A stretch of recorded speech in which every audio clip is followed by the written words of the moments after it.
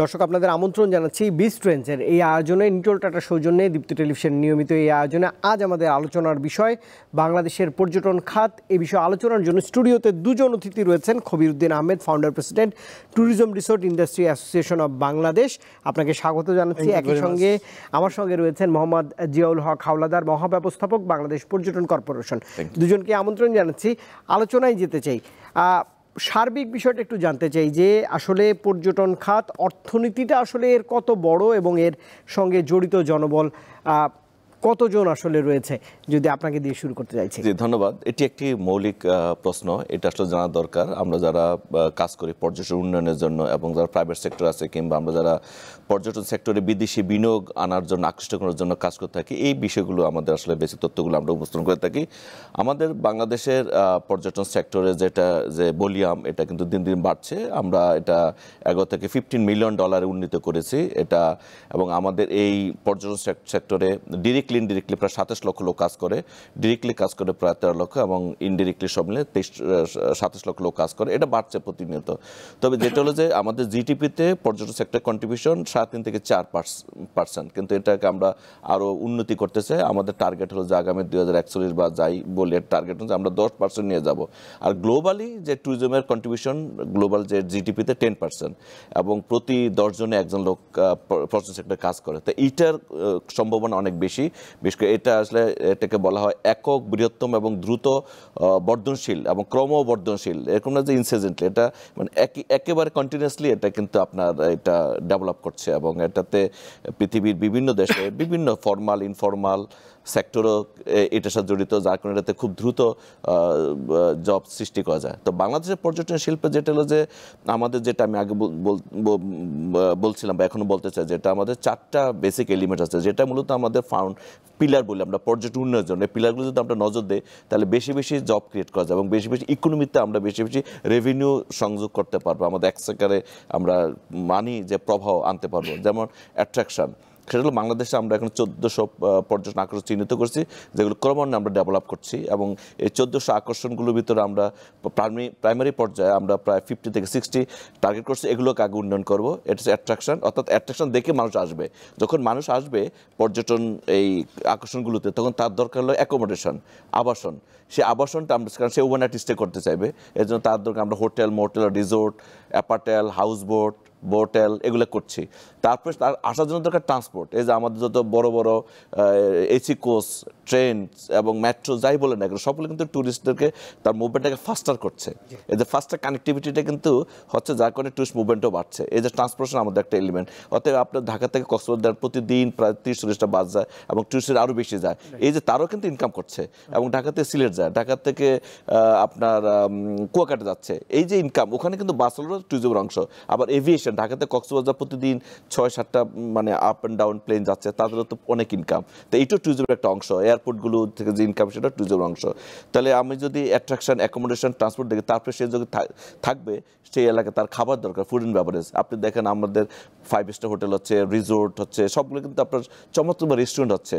এমনকি বিভিন্ন মাওয়াঘাট থেকে শুরু করে বিভিন্ন ইলিশ রিসোর্ট, বিভিন্ন ভেরিয়েশন, ইনোভেশন আসতেছে খাবারে, বাংলাদেশের বৈচিত্র্য। এই সব দিক মিলিয়ে আমাদের ট্যুরিজমের সাইজটা অনেক বড় এবং ক্রমান্বয়ে বাড়ছে। আমরা মনে করি $20 মিলিয়ন আমরা দিতে পারবো।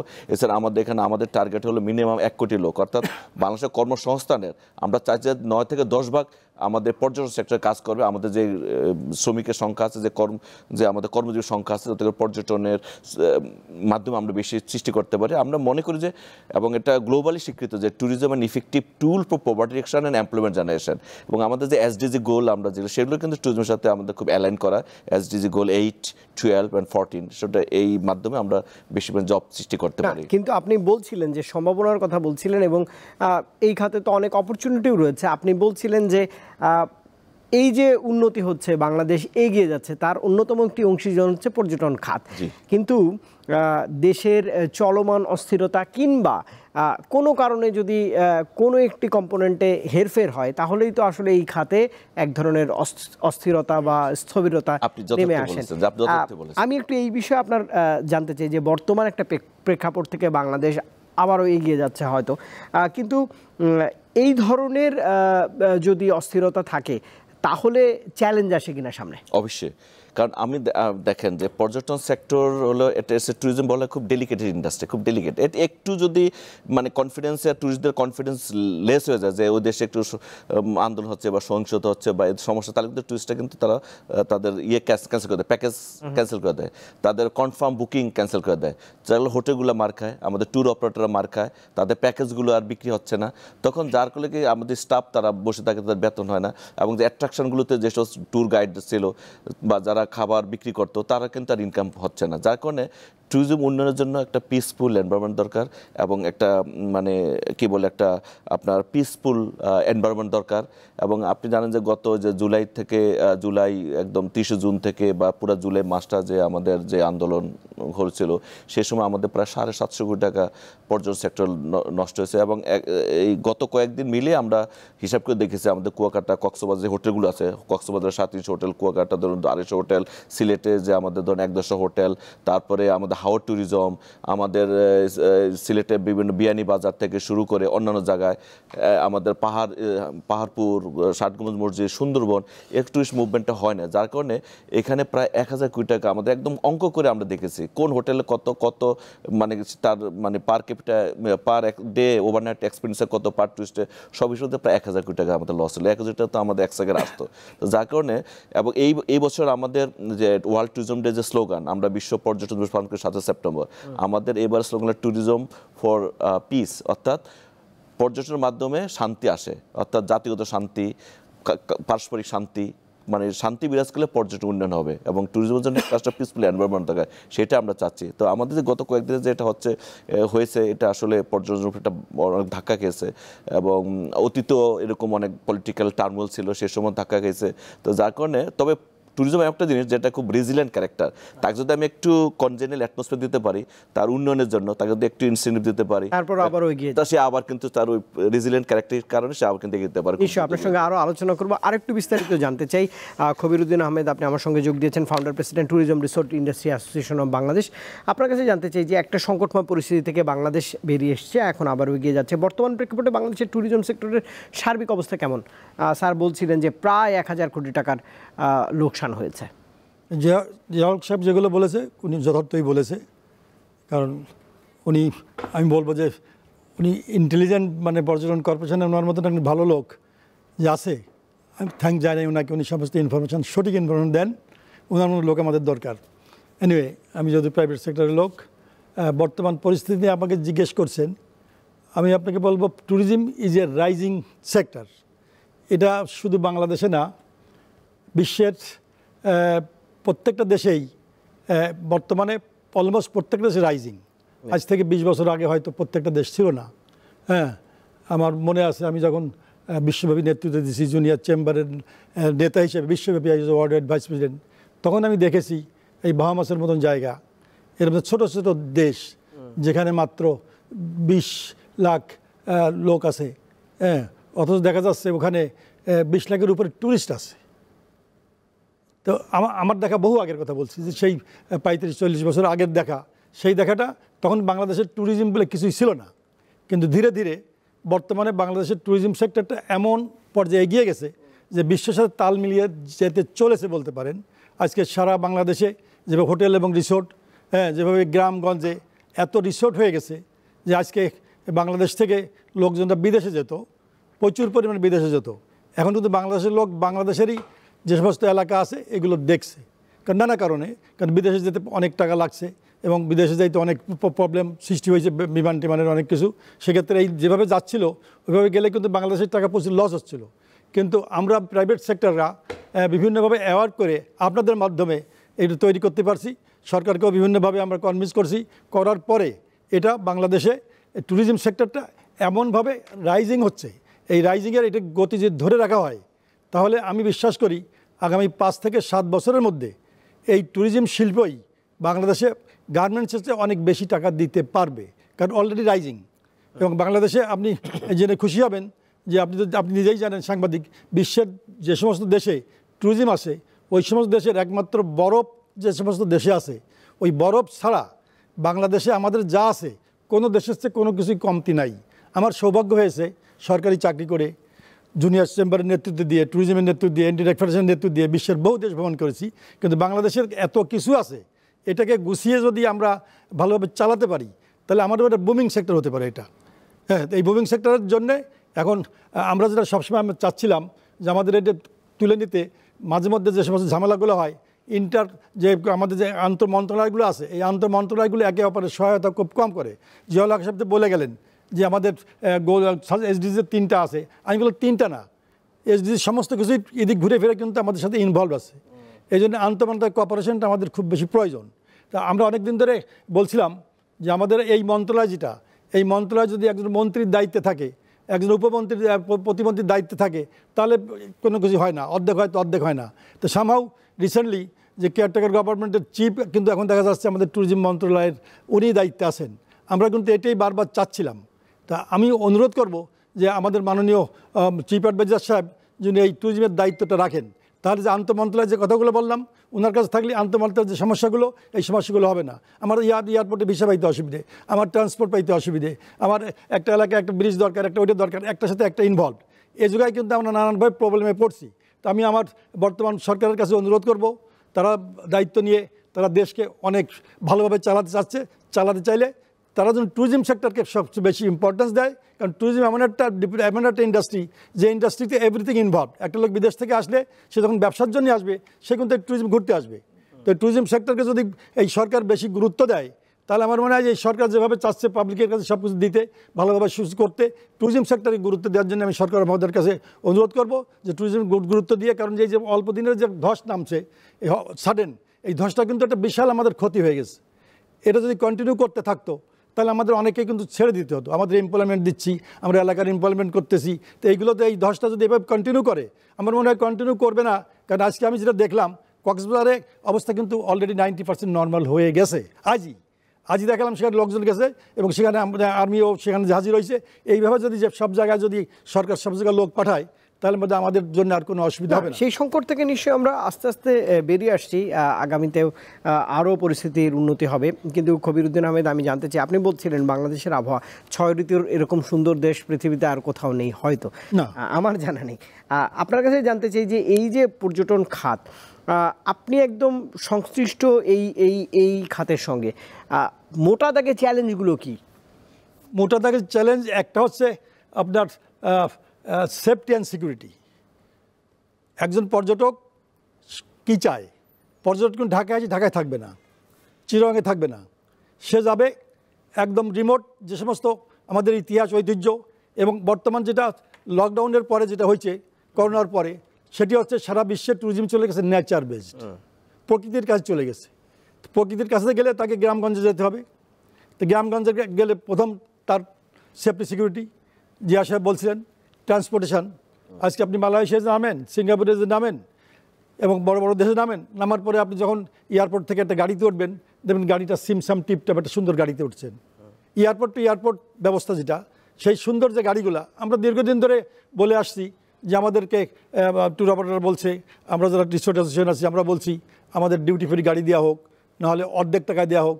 কিন্তু দেখা যাচ্ছে যে এটা যে আন্তঃমন্ত্রণালয়ের কথা বললাম না, কিন্তু প্রত্যেকবারই বলেন এনবিআর চেয়ারম্যান দেবো, কিন্তু কখনই দেন না। অ্যাট দি সেম টাইম আমরা বহু কষ্ট করে শিল্প মন্ত্রণালয়ের সাথে যুদ্ধ করে আমরা শিল্প মন্ত্রণালয় যুদ্ধ করে আমরা ট্যুরিজমকে শিল্প ঘোষণা করতে পেরেছি। কিন্তু এরপরে দেখা গেল যে আমরা যখন এটা এনবিআর কাছে জমা দিলাম, এনবিআর কিন্তু আমাদের কথা শুনছে না। তো এই যে এই ধরনের যে সমস্যাগুলোর কথা, আমি আন্তঃমন্ত্রণালয়ের কথা বলছি, যখন যে এনবিআর যে কথাগুলো শুনতো, আমরা বিদেশ থেকে আমরা ট্যুরিজমের যে জিনিসগুলো ইম্পোর্ট করতাম, সেই ইম্পোর্ট কম দামে পেতাম, তখন আমাদেরকে বলা হয় যে আমরা অনেক বেশি ভাড়া নেই। কেন ভাড়া নেই? আমাদের বেশি টাকাতে জিনিস কিনতে হয়, বেশি ট্যাক্স ভ্যাট দিতে হয়, বেশি ট্রান্সপোর্ট খরচ করতে হয়। তো এই জন্য সরকারকে যদি এই সমস্যার সমাধান করে, তাহলে আমাদের সুবিধা হয়। অ্যাট দি সেম টাইম গ্রামগঞ্জের বিভিন্ন জায়গায় দেখা যাচ্ছে যে মেন রাস্তা থেকে কোথাও 20 কিলো, 30 কিলো, 40 কিলো যে রাস্তাঘাটগুলো, এই রাস্তাঘাটটা আঁকা বাঁকা হলেও ঠিক আছে, সেই রাস্তাগুলো ভালো না। বা কোথাও একটা ব্রিজ দরকার, কোথাও একটা ফেরি দরকার, দেখা যাচ্ছে মন্ত্রণালয় এটা দীর্ঘায়িত করছে। আমরা তো আবেদন করলে দীর্ঘ সময় নিচ্ছে, এই দীর্ঘ সময়টা যাতে না নেয়, এই সরকার যদি এদিকে একটু নজর রাখে যে কোনো ফাইল যেন বন্দি না হয়ে থাকে, কারণ ফাইল কিন্তু বন্দি হয়ে থাকে। এই ফাইল বন্দির জিনিসটা যদি সরকার এটাকে একটু কেয়ার করে, তাহলে পর্যটন উন্নয়ন থেকে আরম্ভ করে বাংলাদেশের সব উন্নয়নই হবে, এটা আমার বক্তব্য। নিশ্চয়ই এই খাতের উন্নয়ন কিভাবে হয় সেটি নিয়ে আসলে আলোচনা করতে একটা বিরতির সময় হয়েছে। দর্শক, দীপ্ত টিভির সাপ্তাহিক আয়োজন নিটোল টাটা বিস্টেঞ্জে একটা ছোট্ট বিরতি নিচ্ছে। বিরতির পর আবারও বাংলাদেশের পর্যটন খাতের উন্নয়ন এবং সম্ভাবনা নিয়ে কথা বলবার জন্য স্টুডিওতে ফিরব।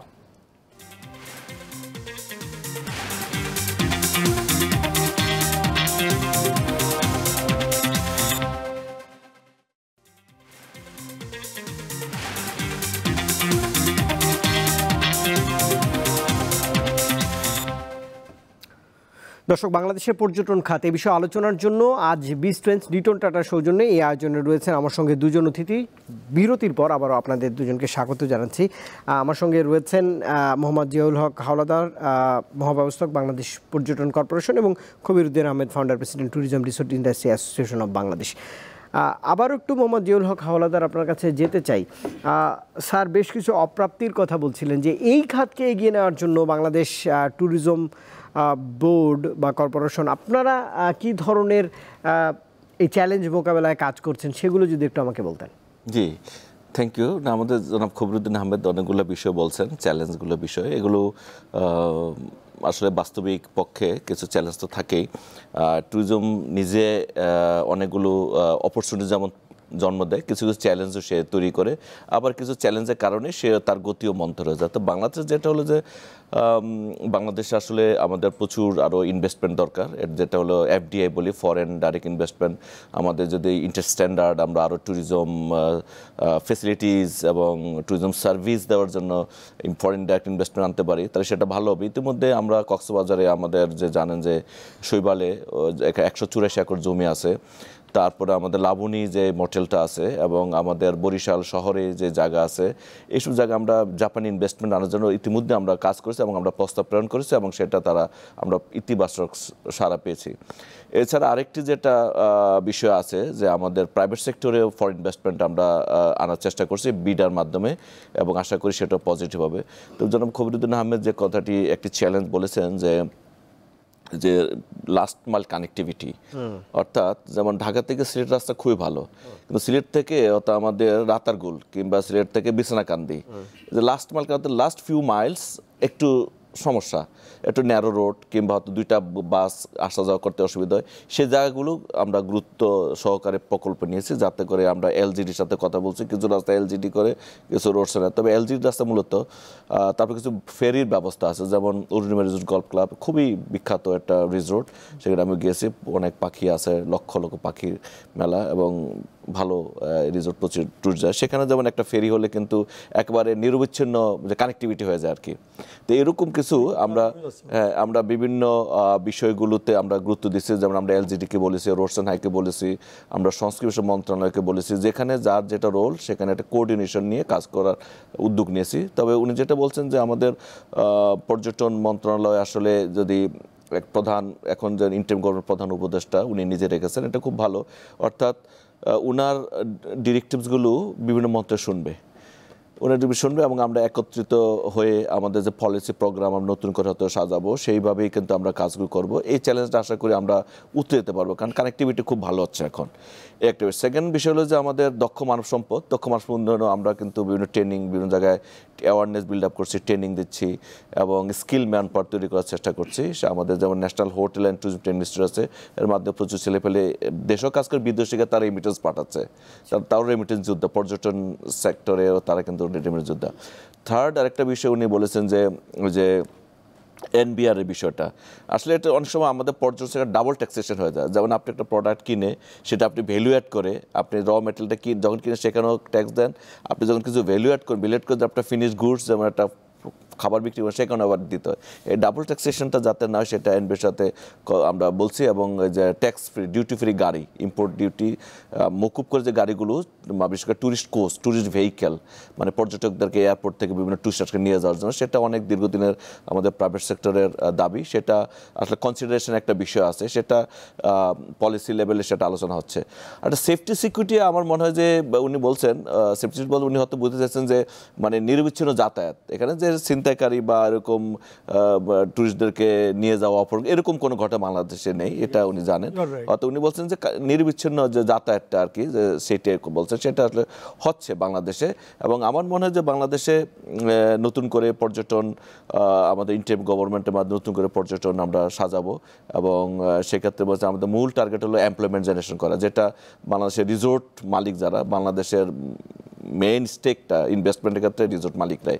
আমরা তাদেরকে হেল্প করছি বিভিন্ন ইন্টেলেকচুয়ালি ট্রেনিং দিয়ে, তাদের অ্যাওয়ারনেস বিল্ড আপ করে, কোন দিকে যে সুবিধা, কীভাবে ইনভেস্ট করতে রিটার্ন আসবে, এবং এফডিএ কীভাবে আসবে, ফরেন ইনভেস্ট, এইভাবে আমরা তাদেরকে সহায়তা করছি। এবং আমাদের একটা ভালো পাবলিক প্রাইভেট পার্টনারশিপে একটা ভালো বন্ডেজ বাংলাদেশে এখন বিরাজ করছে।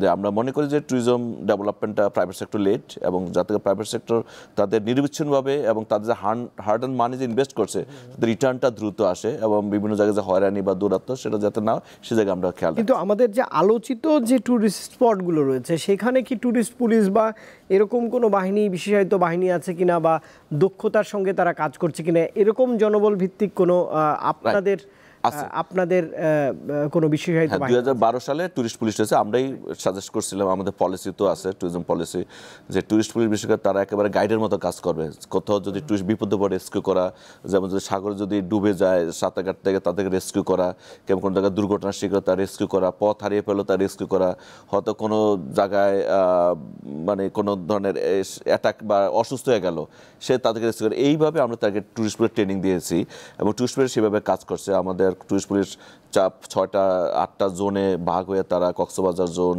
কুয়াকাটা জোন, এভাবে তারা কাজ করছে। এবং তারা আমাদের সাথে খুব নিবিড়ভাবে, খুব মানে কনসিস্টেন্টলি তারা আমাদের সাথে যোগাযোগের মাধ্যমে কাজ করছে, প্রাইভেট সেক্টরের সাথে যোগাযোগের মাধ্যমে কাজ করছে। যেমন আমরা সামনে 7 সেপ্টেম্বর বিশ্ব পর্যটন দিবস পালন করব, ট্যুরিজম অ্যান্ড পিস এই প্রতিপাদ্যকে নিয়ে। সেই সময় টুরিস্ট পুলিশ আমাদের সাথে র্যালিতে অংশগ্রহণ করে, অ্যাওয়ারনেস থাকে, তারা সেমিনার ডিসকাশন করে। তারাও দেখবেন রাস্তাঘাটে বিভিন্ন অ্যাওয়ারনেসমূলক সাইনবোর্ড স্থাপন করছে, সেগুলো আমাদের সাথে আলোচনার মাধ্যমে তারা করছে, এবং তারাও বাংলাদেশের টুরিস্টদের সেফটি সিকিউরিটির জন্য একটা ভালো গুরুত্বপূর্ণ ভূমিকা পালন করছে। নিশ্চয়ই। এবং এই ধরনের বিশেষায়িত বাহিনী যদি কাজ করে, তাহলে আসলে টুরিস্টদের মধ্যে আস্থাও ফিরবে, এবং নিরাপত্তার ব্যাপারটা আপনি বলছিলেন। আপনার কাছে একটু আসতে চাই খবিরউদ্দিন আহমেদ, আমরা আসলে কতটা আধুনিক হয়েছি এই খাতে? যেহেতু আপনি একদমই হোটেল মোটেল রিসোর্টের কথা বলছিলেন, আমাদের আধুনিক এরকম ব্যবস্থাপনা রয়েছে কিনা, বিশ্বের অন্যান্য দেশের সাথে তাল মিলিয়ে আমরা এই সেক্টরের যে আবাসন খাত, সেখানে নিশ্চয়ই এগিয়েছি? To tell you very frankly, আমরা বাংলাদেশে যে রিসোর্টগুলো হয়েছে, এটা কিন্তু কিছু অত্যাধুনিক হয়েছে, আধুনিক হয়েছে। আমরা কিন্তু প্রচুর হিউজ অ্যামাউন্ট খরচ করে সারা বাংলাদেশে রিসোর্ট হয়ে গেছে, যেখানে বিদেশ থেকে গেস্ট আসে, তারা হ্যাপি হচ্ছে। ইভেন আমি বলেছি, আমাদের দেশের যেসব গেস্টরা বিদেশে যেত, তারা কিন্তু এখন আমাদের ডোমেস্টিক ট্যুরিজমে তারা হ্যাপি। কিন্তু সেখানে টুকটাক কিছু অসুবিধার কথা আমি বলেছি, খুব বেশি যে আমি সে কথা বললো থ্রেট, মানে কোনো সেফটি সিকিউরিটি আসলে ওই পর্যায়ে না, আমি একটু ওই ধরনের আমিও বলিনি।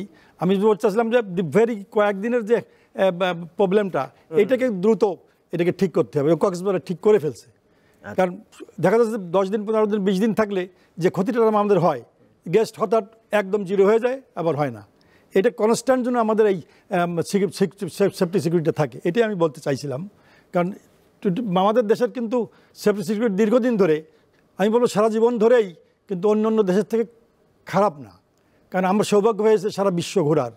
হ্যাঁ, এই বড় বড় অস্ট্রেলিয়া বলেন, আমেরিকা বলেন, বিভিন্ন যে সমস্ত দেশ, কানাডা বলেন, এই দেশে কিন্তু টুকটাক দুর্ঘটনা কন্টিনিউয়াসলি হতেই থাকে, কিন্তু ওই দুর্ঘটনাগুলো কিন্তু পাবলিসিটি হয় না। কিন্তু আমাদের দেশের ছোট্ট একটা ঘটনা হলে এটা আপনারা সাংবাদিক ভাইরা আছেন, আপনারা এটা বড় আকারে ধরেন। আমি বহু টকশোতে বলেছি যেগুলো আপনারা অত দিয়েন না, এখন অত দিচ্ছে না। এই যুগে এই জন্য আমাদের যে নিয়ম কানুনগুলা, যে টুরিস্ট আনতে হলে সব কিছু আমাদেরকে পাবলিকলি সব বলা দরকার নেই, ছোটোখাটো ঘটনাগুলো সারা বিশ্বগুলো ঘটে, তারা বলে না। তো সেজন্য আমাদের এই এত রাইজিং হচ্ছে এই ট্যুরিজম সেক্টরটা, এটাকে এখন পলিশ করে রাখলে আর কিছু লাগবে না। অলরেডি আমরা কিন্তু অনেক এগিয়ে আছি। আপনাদের দুজনের কাছে একটা প্রশ্ন আমার রয়েছে, সেটি আমার পর্যটন বন্ধু যারা পাশের দেশের, আমি ভারতের কথাই বলছি, যাদের সঙ্গে আমাদের যোগাযোগ হয়, তারা বলেন যে আমাদের দীর্ঘতম সমুদ্র সৈকত রয়েছে পৃথিবীতে, কারণেই কিন্তু কক্সবাজারের কথাই যদি বলি, রাতের একটি জীবন বা রাতের জিনিসটা আমি আসি, নাইট লাইফ নেই, নাইট লাইফ বা বিনোদনের বিনোদনটা আমরা বিনোদন কিন্তু আমরা আস্তে আস্তে দিচ্ছি। এই বিনোদনের ব্যাপারে মানে সরকারকে একটু সাপোর্ট আমাদেরকে দিতে হবে, প্লাস অ্যাওয়ারনেস ক্রিয়েট করতে হবে। আমি আমার রিসোর্টের কথা বলি, অরুণ রিসোর্ট গল্ফ ক্লাব, এখানে কিন্তু আমার মনে হয় যে কিছু এখানে আমি বিভিন্ন মানে ব্র্যান্ডেড লোক ওখানে নিয়ে গেছি, যাওয়ার ফলে ওখানে অ্যাওয়ারনেস ক্রিয়েট হয়েছে। তো ওখানে সন্ধ্যার পরে যদি আমার ওখানে গান বাজনা হয়, অনেক কিছু হয়, এখানে কিন্তু পাবলিক এটাকে সহজভাবে নিচ্ছে। আচ্ছা, হ্যাঁ, এইভাবে যে সমস্ত জায়গায় আমাদের ট্যুরিজম এস্টাবলিশমেন্ট আছে, ওই জায়গায় সন্ধ্যার পরে কিছু অ্যাক্টিভিটিস অ্যালাউ করতে হবে। আমি বলছি না যে আপনার ব্যাংককের মতন করতে হবে, ফিলিপাইনের মতন করতে হবে, ওই সব জায়গার মতন না, নিউ ইয়র্কের মতন করতে হবে, কিন্তু আমাদের সমাজের যেটা আছে সেইটাকে আরও একটু সুন্দর করে ওটাকে চালু করার সব কিছু সন্ধ্যার পরে দিতে হবে। তা নাহলে একটা লোক সারাদিন সে একটু ঘোরাফেরা করলো, নেচার দেখলো, খেললো, তারপরে সন্ধ্যার পরে তাকে বিনোদন দিতেই হবে। সেই বিনোদনের জন্যে আমাদের যারা রিসোর্ট ওনার আছি, আমরা যারা এস্টাবলিশমেন্ট লাইনে আছি, তাদেরকে একটু বিনোদন দেওয়ার ব্যবস্থা অনেকে করতে হবে, অনেকে করে না। এটা অতি জরুরি, বিনোদনটা খুবই জরুরি। নিশ্চয়ই। এই যে আমাদের সংস্কৃতিও তো অনেক কি বলা যায় রিচ। জিয়াউল হক হাওলাদার, আপনি যোগ করবেন কিনা যে বিভিন্ন সাংস্কৃতিক অনুষ্ঠান সহ সরকারের কি গোল রয়েছে সামনে এই রাতের জীবনমান উন্নয়নের জন্য? যারা ধন্যবাদ, এটা কিন্তু আসলে খুব স্ট্রংলি রেজ করছে পয়েন্টটা, এবং অনেক সাংবাদিক ভাইয়েরা এবং অনেক যারা পর্যটন নিয়ে কাজ করছেন তারাও বলছেন যে নাইট লাইফ না দিলে আমার এখানে যে ইনকাম তো বাড়ছে না।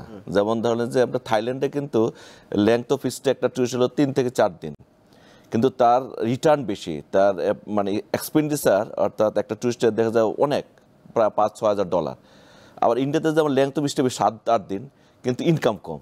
অর্থাৎ আমার কারণ কি থাইল্যান্ডে প্রচুর বিনোদন। তা আমাদের এখানে আমরা চাচ্ছি যে আমরা ট্যুরিস্টরা আসে, দে কাম টু স্পেন্ড মানি, এখন তার পকেটের টাকাটা আমাকে রাখতে হবে। তো এই জন্য আমাদের সরকার, আমাদের সংস্কৃতি মন্ত্রণালয়ের মাধ্যমে আমরা বিভিন্ন জায়গায় যে শিল্পকলা একাডেমি আছে, আমাদের যে আপনি ঋতুবস্ত্রের কথা বলছিলেন, এবং আমাদের যে হাজার বছরের যে সংস্কৃতিগুলো, এগুলো তুলে ধরার চেষ্টা করা হচ্ছে, এবং আমাদের গান বাজনা নৃত্য এগুলো, যেমন আমাদের কিছু হোটেলের তার কম্পাউন্ড এখন শুরু হয়েছে, এবং আমাদের যে ঐতিহ্যবাহী খাবার সারা ধরে যেমন চলবে খাবার, যেমন আমাদের প্রবালের আপনি জানেন যে লাবণী পয়েন্ট, যেখানে লাবণী পয়েন্ট জায়গায় প্রবাল আমাদের একটা হোটেল আছে, সেই জায়গায় আমরা অলরেডি ফুড কোর্ট করছি, এবং সেখানে গান সব ফুড কোর্ট চলছে।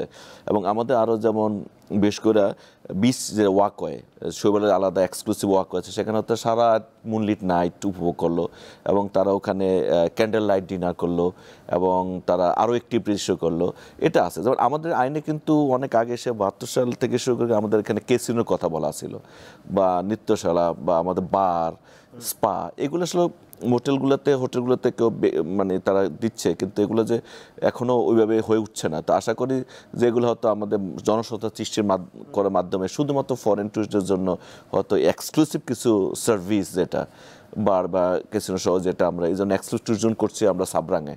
আপনি জানেন যে মেরিন ড্রাইভ ধরে, আপনি কষ্ট মেরিন ড্রাইভ ধরে একদম শাহাপুরি দ্বীপ যেটা, সেখানে এক্সক্লুসিভ ট্যুরিজম হচ্ছে প্রায় 700 একর জমিতে, আমরা বেজার সাথে করছি, বাংলাদেশ ইকোনমিক অথরিটির সাথে। তো ওখানে আপনার সর্ব ধরনের বিনোদন থাকবে ফরেন টুরিস্টের জন্য আর কি।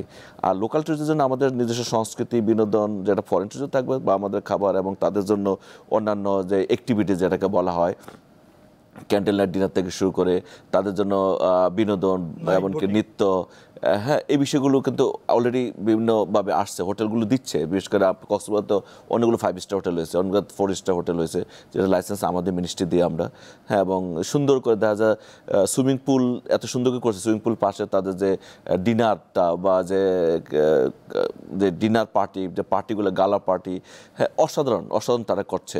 এবং দেখা যায় রুপটপে তারা রুপটপ ডিনার দিচ্ছে, এবং পুরা বিচ ভিউ দেখছে, সারা রাত ধরে তারা কিন্তু এনজয় করছে। তো এইভাবে কিন্তু হচ্ছে অর্গানাইজ। তার মানে বোঝা যাচ্ছে যে সরকারের এক ধরনের নজরদারি তো রয়েছেই, যে আগিয়ে নেওয়ার জন্য। আপনাদের সঙ্গে আরও একটু কথা বলবো এই খাতের আরও একটু বিশ্লেষণ দর্শকদের জানাতে চাই। একটা ছোট্ট বিরতির সময় হয়েছে, আমি একটা বিরতি নিতে চাই। দর্শক, নিটল টাটা বিস্টেন্সে একটা ছোট্ট বিরতি নিচ্ছে আবারও, এরপরে আবারও ফিরে পর্যটন খাতের সম্ভাবনা নিয়ে আবারও আলোচনা করতে চাই।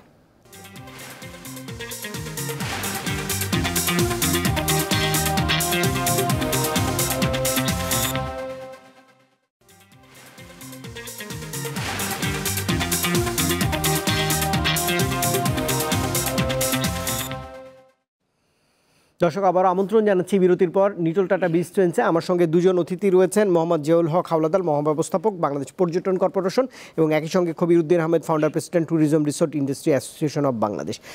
খবিরউদ্দিন আহমেদ, আপনার কাছে আসতে চাই। আমি আসলে এই আলোচনার একদম শেষ পর্যায়ে চলে এসেছি।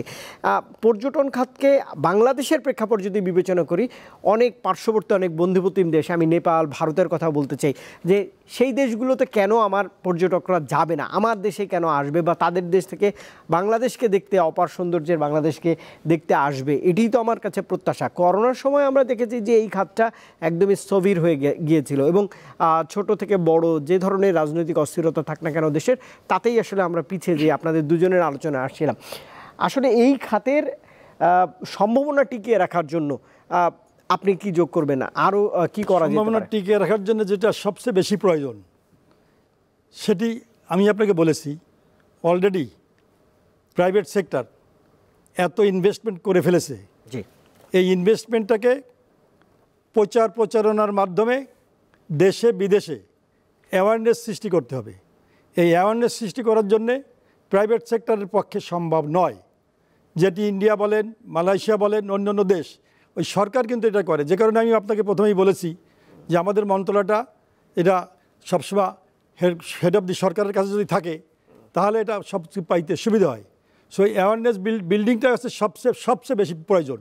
আমাদের যেখানে যা আছে, আমাদের ইতিহাস, ঐতিহ্য, আমাদের নেচার, আমাদের পাহাড়, আমাদের সমুদ্র, আমাদের গ্রামগঞ্জের নদী নালা, গ্রামগঞ্জের যেসব ন্যাচারাল সব কিছু, 6 ঋতুর সব কিছু, এইগুলাকে সারা বিশ্বের দরবারে পরিচয় করাইতে হবে। কীভাবে করাইতে হবে? এক হচ্ছে আমাদের যে অ্যাম্বাসিগুলো আছে, ওই অ্যাম্বাসিগুলোতে আমাদের শুধু ট্যুরিজম সেক্টরের জন্যই একজন অফিসারকে অ্যাসাইন আলাদাভাবে করতে হবে, এবং সে ওই দেশে নানাভাবে আমাদের যে সমস্ত যা কিছু আছে এগুলো প্রচার করবে। অ্যাট দি সেম টাইম আমাদের বাংলাদেশ ট্যুরিজম বোর্ড, সরকার থেকে আমরা যে মেলাগুলো করি, এই মেলাগুলো চালিয়ে যেতে হবে আরও সুন্দর করে। এই মেলা বিশ্বে বিভিন্ন জায়গায় যেতে হবে। আর আপনাদের মাধ্যমে, বিভিন্ন টেলিভিশনের মাধ্যমে আমাদের যে সমস্ত যা কিছু আছে এর প্রচারণা সরাসরি করা, এবং আমাদের যখন বিদেশ থেকে গেস্ট আনতে হবে, বিদেশ থেকে অনেক সময় দেখা যাচ্ছে ফেম ট্যুর বলে একটা কথা আছে, এই ফেম ট্যুরে বিদেশের সাংবাদিক, বিদেশের ট্যুর অপারেটার্স, এদেরকে ডেকে আনতে হবে। ডেকে এনে বাংলাদেশ সরকার, এই মন্ত্রণালয় দেখবে কোন এরিয়ায় কত সুন্দর জিনিস আছে, সেই সুন্দর জিনিসগুলো তাদেরকে দেখাতে হবে। তাদেরকে বিদেশ থেকে টিকিট দিয়ে আনতে হবে, যারা আমাদেরকে অনেক সময় বিদেশে নেয়, আপনাদেরকে নেয়, তাদেরকে এনে আমাদের জিনিসগুলো দেখাতে হবে। আমাদের জিনিসগুলো তাদের দেখানো হয়। আমার মনে হয় যে বাংলাদেশে এত কিছু আছে, আমাদের গ্রামগঞ্জে এত কিছু আছে, অনেক টুরিস্ট আছে, তারা কিন্তু বড় বড় সমুদ্রেও যাচ্ছে না, তারা কিন্তু গ্রামগঞ্জের জিনিসগুলো দেখতে চায়, গ্রামের একটা বাড়িতে খেতে চায়। এরকম এই যে আমাদের যে জিনিসগুলো আছে এইগুলো কিন্তু তারা পছন্দ করে। এই জাপান বলেন, জাপানে আমি দেখেছি, আমার সৌভাগ্য হয়েছে আমার আর্লি লাইফে জাপানের গ্রামগঞ্জে বিভিন্ন বাড়িতে থাকার। আমাকে যখন ট্যুরিজম জুনিয়র চেম্বার ইন্টারন্যাশনাল একটা ইয়থ ভাইজ আমি গেছিলাম, সেখানে আমাকে প্রথম 10 দিন রাখা হয়েছে শহরের 5 স্টার 7 স্টার হোটেলে। তারপরের দিন আমাকে নিয়ে যাচ্ছে কোনো একটা ডিস্ট্রিক্ট টাউনে, সেখানে ডিস্ট্রিক্ট টাউনে নিয়ে কারোর একজন বাড়িতে রাখা হচ্ছে। সেই বাড়ির তাদের আচার, তারা কীভাবে তারা এন্টারটেন করছে, বাঙালিদের চেয়েও দেখি তারা আরও বেশি আন্তরিক। এই যে জিনিসগুলো ওই এলাকায় যা কিছু আছে সারাদিন তারা ঘোরা নিয়ে আসছে বিভিন্ন জায়গায়। ঘোরানোর পরে সন্ধ্যার সময় বিভিন্ন একটা গ্যাদারিং হচ্ছে, সেই গ্যাদারিংয়ে প্রচুর পরিমাণে গিফট দিচ্ছে, আমাকে বক্তব্য দিচ্ছে। আমার মনে আছে আমার সাথে যখন ওই একটা ডিস্ট্রিক্টে গেছিলাম, বলে একটা ডিস্ট্রিক্ট, সেখানে আমার সাথে ছিল অস্ট্রেলিয়ান একটা মেয়ে, সেই মেয়েটার আমি একসঙ্গে গেছি। সন্ধ্যার পরে আমার মনে আছে সেখানে সেই প্রায় হাজার হাজার লোক, ওখানে আমাদেরকে বক্তব্য দিতে হয়েছে।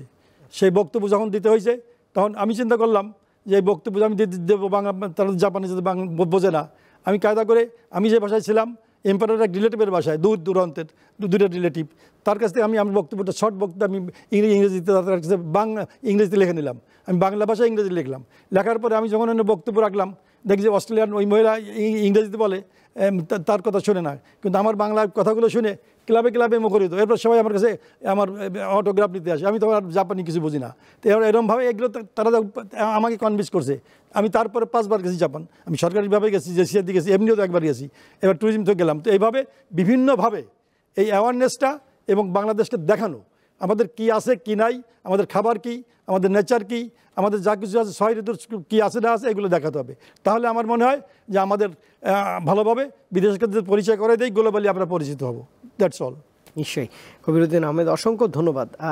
শেষ পর্যায়ে আমি আপনার কাছে একটু আসতে চাই জিয়াউল হক হাওলাদার, যে পৃথিবীর প্রায় সব দেশ পর্যটন এখন প্রধান অগ্রাধিকার খাত, যদি আমি ভুল না করি। নিরাপত্তা, অবকাঠামোর কথা বললেন, দক্ষ জনবলের কথা বললেন।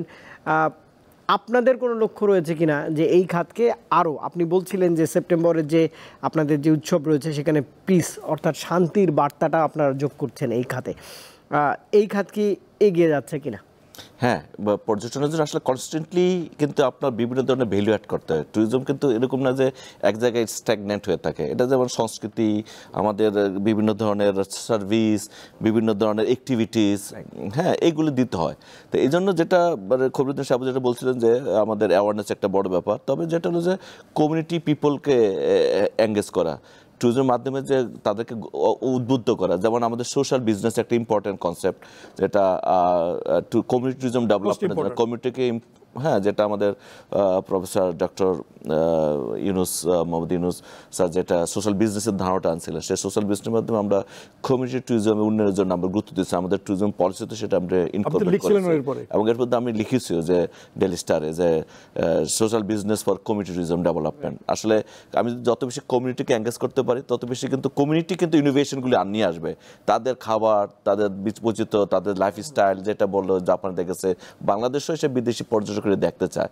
একটা পুরা মানে ভিলেজ ফর ট্যুরিস্টদের জন্য, পুরো একটা ভিলেজে সব কিছু দেখতে পারবে একটা ট্যুরিস্ট এসে, সেরকম আমাদের পলিসি অলরেডি, এবং প্রাইভেট সেক্টর অলরেডি হয়েছে, এবং রিজর্টগুলো সেভাবে সাজাচ্ছে, এবং গ্রামীণ পিঠা পর্যন্ত টুরিস্ট এসে খাচ্ছে, গরম গরম পিঠা। এটা কিন্তু লাইফ টাইম এক্সপিরিয়েন্স।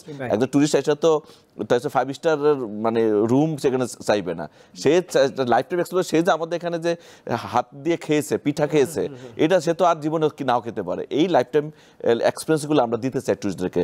পাশাপাশি আমাদের সংস্কৃতির যে তথ্য, ধ্যান ধারণা, সেগুলো তার মাথায় ইনজেক্ট করতে চাই টুরিস্টদের জন্য, টুরিস্টের ভিতরে, যাতে সে ওদেরকে আমার বাংলাদেশের কালচারটাকে সে নিয়ে যেতে পারে, কিছু নিয়ে যেতে পারে। এই যে কারণে আমরা কমিউনিটি ট্যুরিজমটাকে গুরুত্ব দিচ্ছি। এবং ওই যে হোম, যেটা বলেন যে হোমস্টে, যেটাকে বলে যে বিভিন্ন মানুষের সাথে থাকা, যে আমাদের লাইফস্টাইল, সে হোমস্টে অলরেডি বিভিন্ন জায়গায় হচ্ছে, সে হোমস্টেটা হচ্ছে আর কি। আমরা সেটা করব, এবং পাশাপাশি যে অ্যাওয়ারনেস, ইন্টারন্যাশনাল যে পাবলিসিটি, সেটাও করছি। আমাদের বিভিন্ন মতলব বাজেট আছে, বিভিন্ন মেলা যাচ্ছি, এবং আমাদের যে ডিপ্লোম্যাটিক ব্যাগে করে আমাদের পাবলিসিটি ম্যাটেরিয়ালসগুলো পররাষ্ট্র মন্ত্রণালয়ে পাঠাচ্ছি, এবং অলরেডি ফরেন মিশনগুলো পর্যটন উন্নয়নের জন্য কাজ করছে, এবং ওদের ওয়েবসাইটে বাংলাদেশের ট্যুরিজমের বিভিন্ন তথ্য দেওয়া আছে, এবং তারা কাজ করছে। আশা করি বাংলাদেশের ট্যুরিজম আরও বেশি এগিয়ে যাবে আপনাদের সকলের সম্পৃক্ত এবং অ্যাক্টিভ সাপোর্টের মাধ্যমে। নিশ্চয়ই আরও দক্ষ জনবলও তৈরি হবে, দক্ষ জনবল, এমন প্রত্যাশা তো থাকবেই। মোহাম্মদ জিয়াউল হক হাওলাদার, মহাব্যবস্থাপক, বাংলাদেশ পর্যটন কর্পোরেশন, অসংখ্য ধন্যবাদ জানাচ্ছি, আমাকে সময় দিয়েছেন। একই সঙ্গে Kabiruddin Ahmed, founder president, tourism resort and industry association of Bangladesh, অনেক ধন্যবাদ। নিশ্চয়ই আপনি মূল্যবান সময় দিয়েছেন আমাকে। অন্যদিন নিশ্চয়ই আবারও এই খাতের অগ্রগতির জন্য কথা বলবার চেষ্টা করব আপনাদের সঙ্গে আবারও। দর্শক, আজ শেষ করতে হচ্ছে নিটোল টাটা বিচ ট্রেন্ডসের এই আয়োজন। বাংলাদেশ অপরূপ সৌন্দর্যের লীলাভূমি বলা হয়ে থাকে। এই বাংলাদেশের পর্যটন খাত নিশ্চয়ই আগামীর বাংলাদেশে আরও এগিয়ে যাবে, এমন প্রত্যাশায় আজ শেষ করছি। এতক্ষণ সঙ্গে থাকবার জন্য ধন্যবাদ সবাইকে।